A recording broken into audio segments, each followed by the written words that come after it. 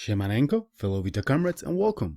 It's a new day, it's a new dawn, it's a new port for us, and this time it's Death Road to Canada Lite. So without any further ado, let's dive right into it.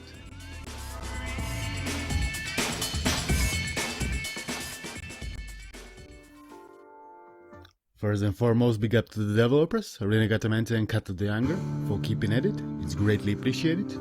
Now it seems like we've got a new release every other day. Impressive!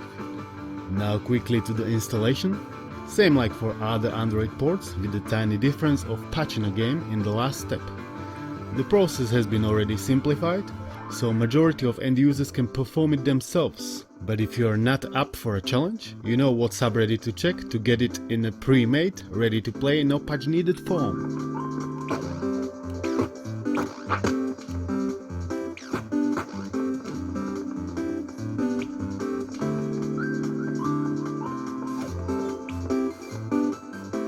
Death Road to Canada is a 2D action roguelike video game, and Death Road to Canada Lite, the Vita version, is the same game but with a mod that simplifies maps in order for the game to be playable on the Vita.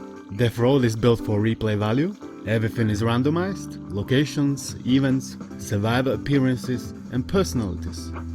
There is a different story every time you play, set in a world that doesn't take itself too seriously.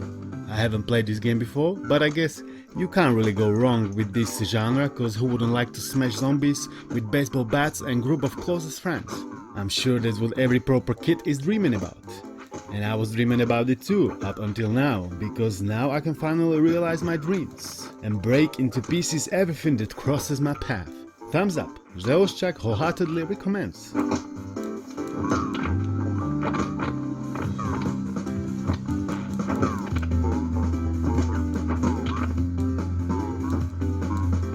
I'm also working on other longer videos, homebrew news and whatnot. There is so much going on, it's hard to keep up. If you enjoy this content, consider joining, like, subscribe, check the links, check the Discord. Thanks for watching, and na razie.